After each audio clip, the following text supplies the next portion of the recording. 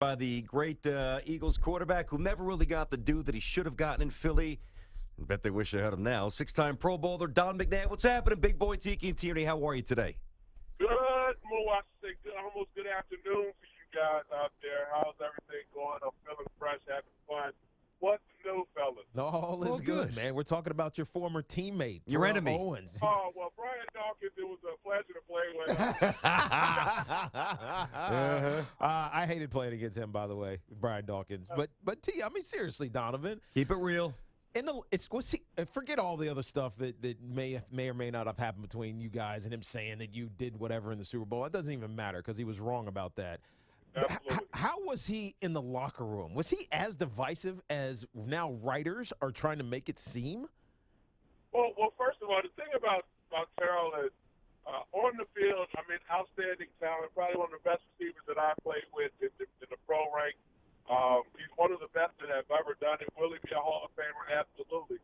The thing about Terrell that people don't realize, in the song, I'll quote a lyric, a line from J. Cole's album, said by George Bush. First time, shame on you. Second time, shame on me. Third time, you need to look in the mirror really and find out what the problem really is. And for Terrell, I remember doing an interview of one of the Dallas writers who come up, and he was basically just asking me about the situation that happened between me and Terrell or whatever. And I said, basically, what you have to understand is when you get put in a situation as a player and things just keep revolving around the same thing in each and every spot that you land, it's never the people around you, it's you. And Terrell never really realized what he was doing. And in the locker room, people came in because A was a very disciplined guy. He wanted things structured. We fly, we dress up, shirt, tie, shirt, slack, sweater, shoes, whatever. Terrell first came in on the plane. He had a sweatsuit on. Then Andy talked to him and said, hey, that's not how we do it. I like to be relaxed, as Terrell said. Then, he comes back. He's got jeans on. So what Terrell was doing was what a lot of these young guys thought, oh, well, he can do it, well, then I'll do it. So people will begin to follow Terrell, and Terrell knew that. And so when you hear how, in our instance, people were feeling some type of way about me, Terrell had these guys kind of going like, this is the way to do it, when, no, that's not how we did it in Philly. And so we're going to do it the way it's supposed to be done. And people felt some type of way on Terrell's side, just like people on my side. But when you go to San Francisco, you go to Dallas, you go to Cincinnati, you go to Buffalo, you go to Philly, and it's the same thing that you're involved in. I mean, something's got to tell you, okay, I need to look at myself and try to change things because things aren't changing for the better for me. All right, let me ask you this. We're talking to Donovan Mcnabb, of course, six-time Pro Bowler, great quarterback with the Eagles. He's with us here on Tiki and Tierney, CBS Sports Radio. I know there's more to it, and we need to get to the bottom of this. I know that maybe it was rooted with the attire and, how he dressed, and he didn't want to conform with that, but that cannot be the complete root of his demise or his reputation. There's got to be more to it, so what else was it? Well, there's more to it. I mean, obviously the guy works extremely hard. But, I mean, when he put it on TV the other day, I'm just honest. Well, sometimes your honest opinion isn't the truth. And so what you may say to the media, people may look at it because it's easy to see a wide receiver, running back, whatever, linebacker, talking about the face of the franchise as probably what may end up happening in Carolina soon. People are going to jump on that and just run with it. Terrell is a guy who, can he be a leader of different men? Yeah, he can be a leader of different men because people feel like what he's doing is accepted. Yeah. And it's really not. And if you look at just the past history of wide receivers, yeah, as we label them as divas, but it doesn't work out well at the end for everybody. And so for every other position that wants to do that, wants to be known like, wants to have the glitz and glory, it's not for you. And so people will tend to do what Terrell does, and which leads to teams breaking up and then one side feeling one way and another side feeling another. Yeah, no, it sounds like Terrell was a had an aversion to authority and combated it, and it was not a Right. professional. And at the end of the day, Right. you have to be a professional, which I think is one of the big knocks on Cam Newton from the Super Bowl. But the brass tacks here, Donovan, before we move on from T.O., did he make your team better on field? Absolutely. See, the thing about, and I'll use this example, and I'm not saying that he's comparable to this guy. So when the Miami Heat were, I wouldn't say struggling, but they needed something to get them back over the top. Remember, they won the championship with Shaq, Mm-hmm. and Dwayne Wade was coming into his own. Dwayne Wade was the face of the franchise out there in Miami. And so when they brought, well, I should say when Dwayne Wade brought LeBron James to Miami, it was what got them over the hump. It wasn't Chris Bosh.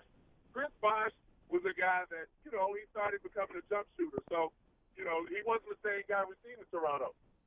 When I went out and got T.O., and I talked to Andy, I talked to Tom Hecker, hey, we need to get this guy because we needed something to get us over the hump on offense. Tiki, you know it, when we played against you guys, basically y'all focused on me or it was Westbrook. It wasn't none of our receivers. You're right. And every top quarterback in the league, always had a number one receiver that teams had to focus on. I didn't have that. So when I went out at the Pro Bowl and I was constantly talking to T.O. and sat down and Andy was trying to get him to come to Philly, all offseason, T.O.'s calling me, hey, man, have you talked to Andy? Have you talked to Andy? That's when he had kind of got traded to Baltimore. We were working with T.O. and his agent, and we ended up getting a deal where he came with us. So with T.O., T.O. gave us that extra oomph that we needed on offense to become that passing attack that would be more of a problem for defensive coordinators to try to stop. And so he gave everybody the confidence knowing that my game can rise too. Yeah. So you see defensive players. You see Jim Johnson dialing up a whole bunch of blitzes because he knew if we get 3 and out and the offense gets the ball, they're going to go down and score. Mm-hmm. So you see Todd Pinkston have a career year. You see Westbrook, L.J. Smith, Chad Lewis. You see these guys have a career. I had a career year because I had a guy that I knew I can get the ball to and pick up extra yards after the catch and become a problem where that middle was wide open for our tight ends and running backs to continue to dominate all throughout the game because of T.O. But you also, Donovan, you also had a guy who basically, I think this is so incredibly unfair to you, basically said that you were tired during the Super Bowl. I mean, that's got to really bother you. Well, it doesn't bother me because I know the truth. Again, what he may have said is his honest opinion isn't the truth. If you go and watch the film, you don't see me throwing up. I've got dunked on my face, and then I got up, had grass in my helmet where I had to get up before halftime, which led to us driving and then, what we did. But the whole thing about it was, no, I did not throw up.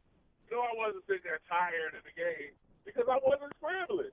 How do you get tired just from dropping back? It wasn't allowing me to scramble, so I wasn't tired. Yeah, So, yeah. I mean, it's always something when it comes to a finger point toward my direction because it becomes a big story instead of just basically saying, hey, you know what?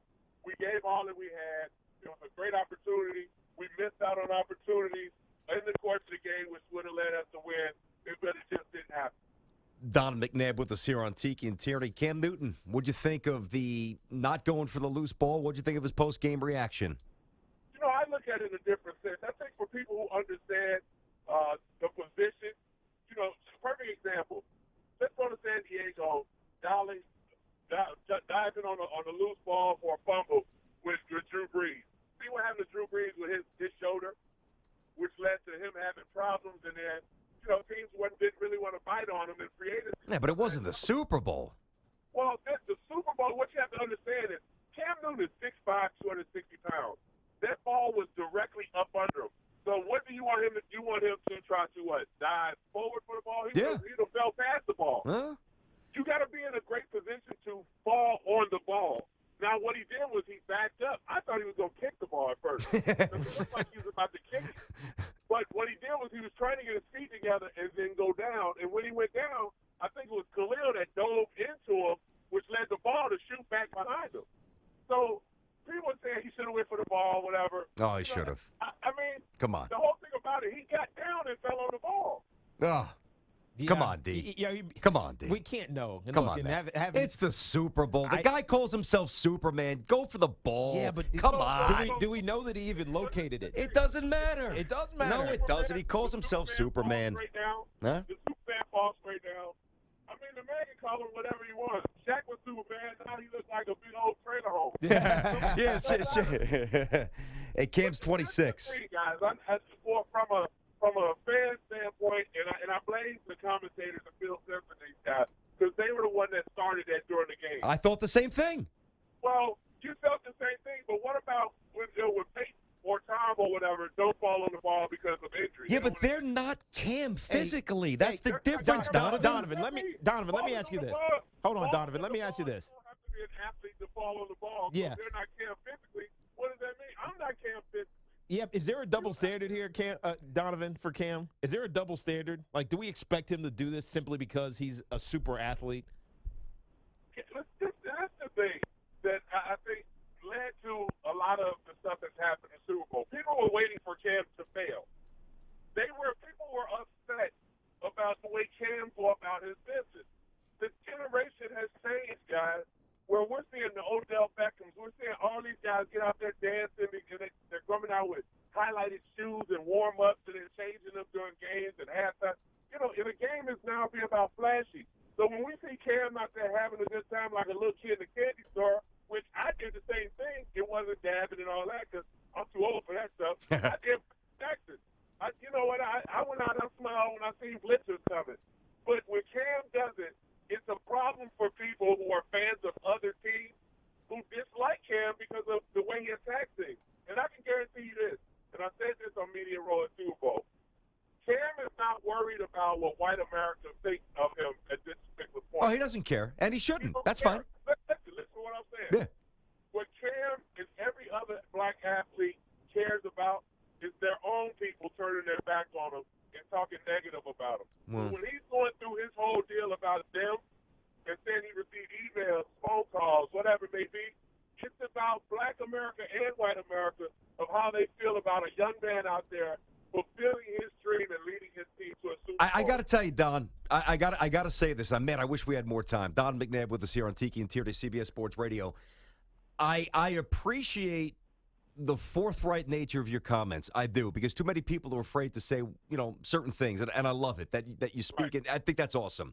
But I think that you're doing what a lot of people are doing. I didn't ask you about race. I didn't ask you about dancing. I didn't ask you about dapping. I asked you about the essence of the game. When you're down 6 points with 4.5 minutes to go and there's a loose football and you retreat. That's not about being black or white. That's about checking out. That's my opinion. Yeah, that's my opinion. That's my opinion. That's overly simplified. No, it's not. Yeah, it is. No, it's not. Yes, it is, BT. How is it overly simplified? Go ahead, Donovan. It's not. That's ridiculous. Wait a minute. No. Good. That's what ridiculous is the fact that you're saying Cam quit. That's what you're saying. He checked out of a play. You're saying from a guy who you say didn't fall on the football, from a guy who you're saying quit. When actually, when you go back into that game, if Ted King catches that football, and that might have been a touchdown, if Jericho Country's catch would have been a catch just like it was a catch, that's a whole different thing. I agree, but that's a variable that so didn't. How do you say a man quit when basically you're saying a man after a game who's emotionally drained because how much pressure he knows is on his shoulders to win the game, and he felt like he did what he needed to do to win. On the opposing side, a quarterback threw for 140 yards and won the game. Listen, Don, I think that a lot of people make excuses for Cam. And ask Tiki. I'm a Cam Newton fan. I lost a Super Bowl. I know exactly what he's doing. And you know what? You stood up there like a straight shooter, looked in the camera, and took it like a man. True. But the thing is, I'm not talking about his press conference. You're not talking about his press conference. You're talking about his on-game situation. That play, yes. In the field, where you basically said the man quit. He did.